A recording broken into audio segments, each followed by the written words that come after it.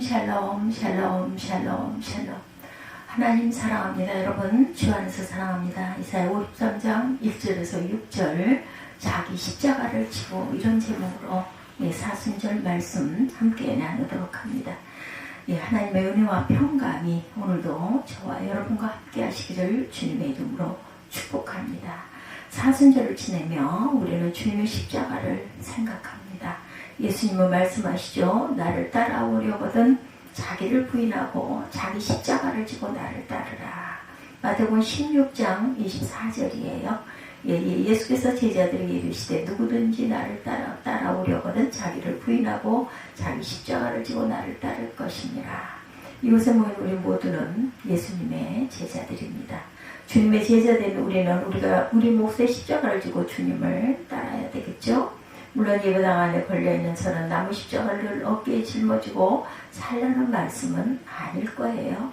십자가는 상징입니다. 상징은 중요하지만 겉으로 드러나는 상징보다는 본질이 되어 중요하죠. 그러므로 십자가의 의미와 내용이 아는 일, 실천하는 일이 더 중요할 것입니다. 십자가의 그 내용을 아는 일, 실천하는 일이 중요하죠. 몇 해 전 개봉했던 미나리라는 영화가 있었어요. 낯선 미국 땅에 이민한 어느 한국 가족의 이야기입니다. 많은 상을 받았고 좋은 영화로 호평을 받았던 그런 영화인데 이런저런 생각과 감동에 한동안 젖어 있었던 기억이 납니다. 근데 영화 중에 어떤 사람이 십자가를 짊어지고 걸어다니는 장면이 있었어요. 어떤 이유에서 이제 그 사람이 십자가를 지고 다녔는지 영화에서 그 이유를 가르쳐 주지는 않았고 독자들의 추측과 판단에 맡기고 있었습니다. 아마도 자신의 죄를 속지 않은 광신도적인 모습을 말하는 것 같았습니다. 우리는 경건과 묵상을 위해 잠깐 동안의 고행을 할 수는 있습니다. 기독교 전통에 금식과 같은 고행과 기도를 함께하는 전통도 있죠. 예루살렘 성지 순례 하시는 분들 나무 십자가를 어깨에 메고 골고다 언덕을 오르는 퍼포먼스를 하시기도 한다고 합니다. 그렇지만 예수님이 십자가를 지라고 하신 것이 문자 그대로 나무 십자가를 지고 살라는 말씀은 아니죠. 오늘 우리가 져야 할 십자가는 과연 무엇일까요? 어느 마을에 동자승들이 생활하는 절이 있었어요. 아시는 대로 동자승은 어린 나이에 그 스님이죠. 아이들 말합니다. 그런데 공교롭게도 그 집 옆에 교회가 있었습니다. 교회와 절이 나란히 있다 보니 본의 아니게 서로 경쟁을 하게 됩니다.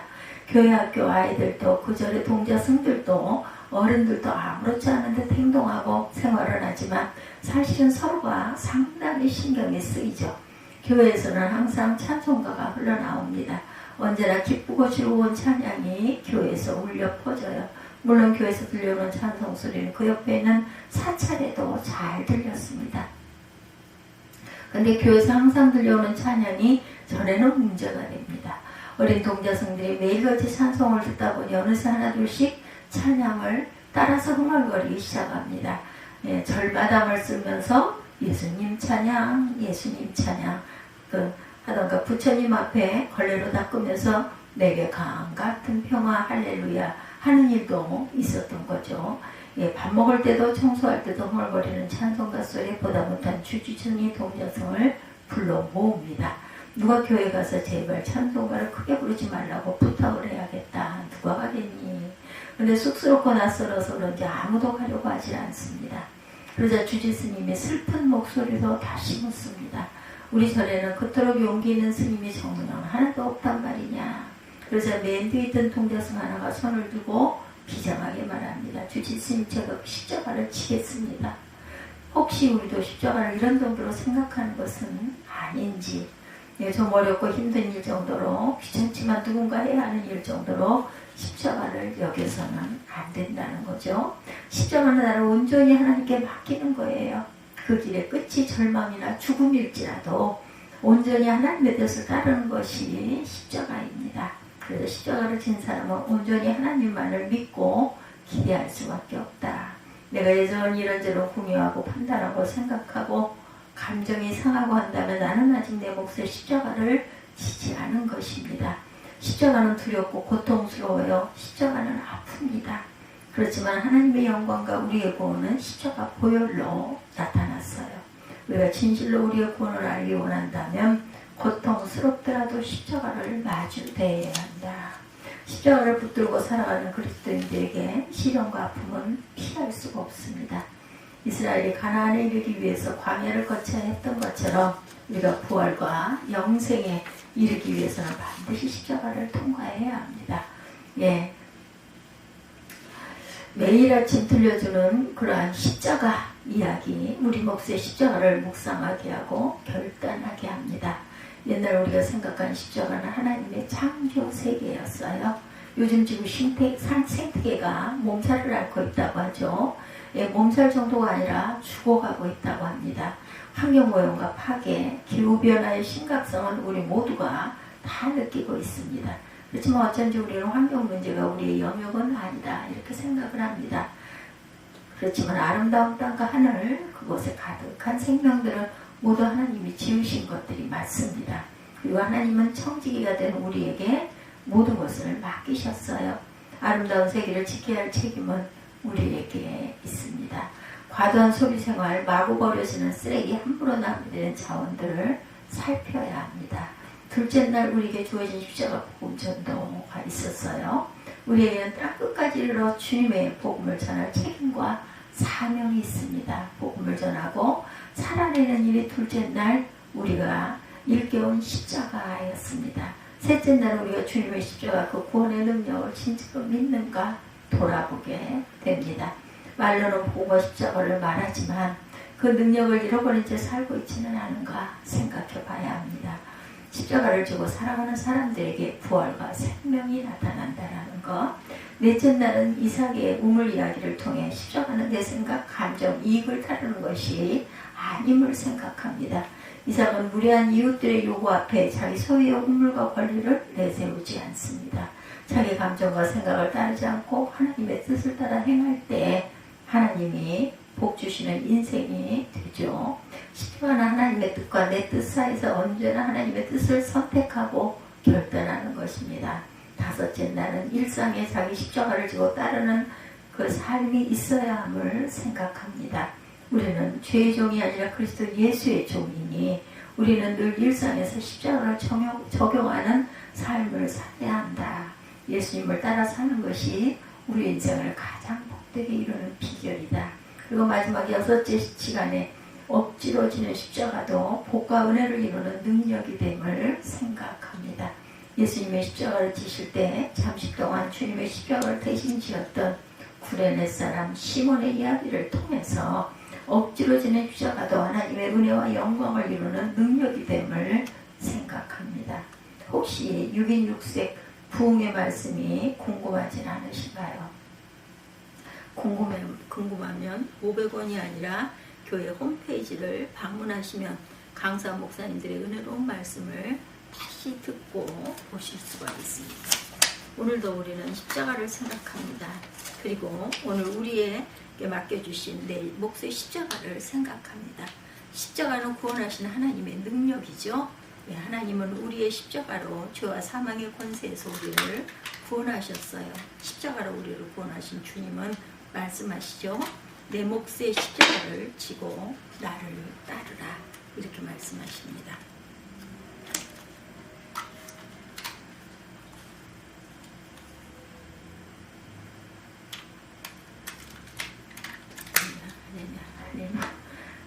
할렐루야.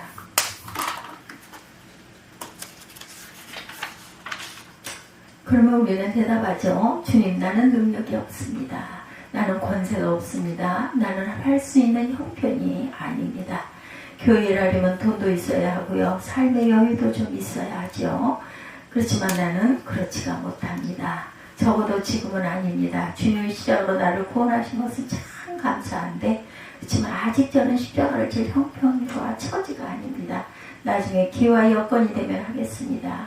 삶의 여유도 생기고 돈도 좀 생기고 아이들도 좀 자라서 자리를 잡으면 그때 하겠습니다. 하나님 지금 집이 좀 멀어서요. 나중에 교회 가까이 이사 오면 그때 하겠습니다. 그렇지만 예수님의 십자가는 부와 권세, 영광과 능력도 아니었다라는 거죠. 1, 2절을 봅니다. 53장, 이사야 53장 1, 2절.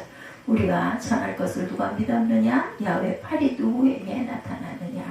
그는 주 앞에서 살아나기를 연한 숨 같고 마른 땅에서 나온 뿌리 같아서 고운 모양도 없고 풍채도 없은즉 우리가 보기에 흠모할 만한 아름다운 것이 없도다. 우리를 구원하시는 메시아는 전 세계를 장악하는 그러한 점령군처럼 우주를 초자연적인 능력으로 지켜내는 히어로처럼 우리 가운데 나타난 것이 결코 아니었습니다. 주님은 고운 모습도 풍채도 없고 흠모할 만한 아름다운 것도 없는 분이셨어요. 온 땅의 주인이시고 하나님의 아들이 우리를 구원한 메시아로 오셨는데 주님은 초월적인 능력과 권세로 역사하신 것이 아니셨다. 이사 53장 3절에 그는 멸시를 받아 사람들에게 버림받았으며 강고를 많이 겪었으며 질고를 하는 자라 마치 사람들이 그에게서 얼굴을 가리는 것 같이 멸시를 당하였고 우리도 그를 귀히 여기지 아니하였도다. 우리를 구원하시는 메시아는 사람들 위에 군림하여 오시는 이가 아니세요. 사람들에게 존경과 영광을 받으시는 이도 아니십니다. 우리 생각에 하나님 일을 하려면 좋은 일도 하고 선한 일도 좀 하려면 사회적으로 정치적으로 지위도 좀 있고 경제적으로 돈도 있어야 한다 이렇게 생각을 합니다. 그렇지만 이는 하나님의 생각이 아닌 사람의 생각이다. 예수님이 십자가를 지시기 위해 예루살렘 향해 가실 때 일입니다. 사마리아의 한 마을에 이르셨는데 웬일인지 사마리아 사람들이 주님과 제자들을 환영하지를 않아요. 야고보와 요한은 화가 납니다. 그래서 말하죠. 주님 저 못된 사마리아 사람들을 혼내줄까요? 누가복음 9장 51절에서 56절의 내용입니다. 예수께서 승천하실 기약이 차가며 예루살렘을 향하여 올라가기로 굳게 결심하시고 사자들을 앞서 보내시며 그들이 가서 예수를 위하여 준비하려고 사마리아인의 한 마을에 들어갔더니 예수께서 예루살렘을 향하여 가시기 때문에 그들이 받아들이지 아니한지라 제자 야고보와 요한이 이를 보고 이르되 주여 우리가 불을 명하여 하늘로부터 내려 저들을 멸하라 하기를 원하시나이까? 예수께서 돌아보시며 꾸짖으시고 함께 다른 마을로 가시니라. 자신들을 배척하는 사마리아 사람 때문에 야고보와 요한이 그만 화가 났어요. 저 못된 사람들을 하늘의 권세를 동원해서라도 당장 징계할까요? 그렇지만 그것은 주님의 길, 하나님의 방법이 아니었다. 주님의 길은 십자가의 길이었습니다. 겟세마네 동산에서 예수님이 잡히시던 때 베드로는 칼로 군사들을 막으려하죠. 요한복음 18장 10절에 심지어 그중 하나를 공격해 귀를 자르기까지 했습니다. 그러자 예수께서는 베드로를 말리시죠. 마태복음 26장 52절에서 54절 보면 예수께서 이르시되 내 칼을 도로 내 칼집에 꽂으라. 칼을 가지는 자는 다 칼로 망하느니라. 너는 내가 내 아버지께 구하여 지금 12군단 더 되는 천사를 보내시게 할 수 없는 줄로 아느냐. 내가 만일 그렇게 하면 이런 일이 있으리라 한 성경이 어떻게 이루어지겠느냐 하시더라. 군사력과 힘을 동원해 싸워 무찌르는 것은 하나님의 방법이 아니었다. 예수님을 잡으라는 군병들의 12군단 더 되는 천군 천사들을 동원해서 무찌르는 것은 하나님의 방법이 아니었어요. 주님의 방법은 오롯이 십자가였습니다. 십자가에 달리신 예수님을 향해서도 사람들은 희롱하며 말하죠. 내가 왕이니 왕같이 대적자들은 무찔러라. 남들을 구원하듯이 너 스스로를 구원해서 십자가에서 내려와 봐라. 하나님의 아들이라지 않았느냐. 아버지께 부탁해서 이 상황에서 벗어나와라. 마태복음 27장 41절에 43절이죠. 그와 같이 대제사장들과 서기관들과 장로들과 함께 희롱하며 이르되 그가 남을 구원하였을 때 자기는 구원할 수 없도다. 그가 이스라엘의 왕이로다. 지금 십자가에서 내려올지어다. 그리하면 우리가 믿겠노라. 그가 하나님을 신뢰하니 하나님이 원하시니 이제 그를 구원하실지라. 그의 말이 나는 하나님의 아들이라 하였도다 하며 예수님은 왕이셨지만 세상의 군왕들처럼 지배받고 억압하는 왕이 아니셨어요. 세상의 왕으로 오신 주님은 세상의 가장 낮은 곳으로 가셨습니다. 가장 낮은 곳에서 구원과 생명이 자라게 하십니다. 주님의 가장 깊은 슬픔의 자리, 가장 깊은 고통의 자리, 가장 깊은 절망의 자리에 내려가신 것은 세상의 어느 누구도 소외됨 없이 하나님의 구원, 하나님의 기쁨과 생명으로 인도하시기 위함이셨죠. 그래서 주님은 그저 고난을 당하셨어요. 4, 5절이죠. 예, 이사야 53장 4, 5절. 그는 실로 우리의 질고를 주고 우리의 슬픔을 당하였거늘 우리는 생각하기를 그는 징벌을 받아 하나님께 맞으며 고난을 당한다 하였노라. 그가 찔림은 우리의 허물 때문이요 그가 상함은 우리의 죄악 때문이라. 그가 징계를 받음으로 우리는 평화를 누리고 그가 채찍에 맞음으로 우리는 나음을 받았도다. 예수님이 받으신 고난의 원인은 예수님 자신이 아니었어요. 예수님의 고난은 저와 여러분이 받아야 할 고난이었습니다.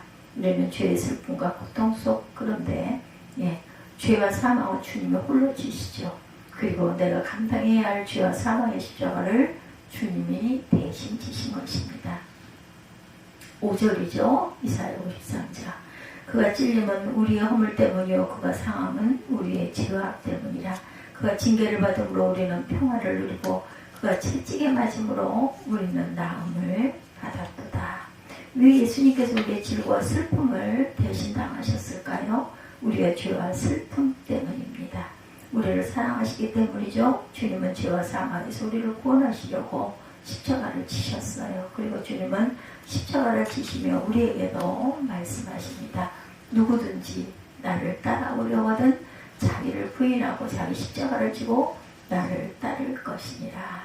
예수님의 십자가는 나의 질고와 내 슬픔을 대신 지신 것입니다. 그러면 우리의 십자가는 과연 무엇일까요? 오늘 나의 십자가는 누구의 고통과 슬픔을 나눠주는 것일까요? 어려움에 처한 이들을 보며 비난하고 욕하고 그런 어려움을 겪고 있는지를 말하는 것은 누구라도 할 수가 있습니다. 그렇지만 어려움과 고난 속에 있는 이들과 함께하는 일, 이웃의 질고와 슬픔을 나누어주는 일은 예수님과 온전히 하나를 이룬 사람만이 맺을 수 있는 열매였다. 예수님의 십자가는 나의 질고와 슬픔이었어요. 그리고 자기 십자가를 지고 주님을 따르라 말씀하십니다. 나의 십자가는 누구의 질고와 슬픔일까요? 영광의 부활이 가까울수록 십자가가 담긴 그 은혜와 그러한 사랑, 그 능력을 더욱 풍성히 알아가는 저와 여러분이 되시는 사순절 기간이 되시기를 주님의 이름으로 축복합니다. 기도하시겠습니다.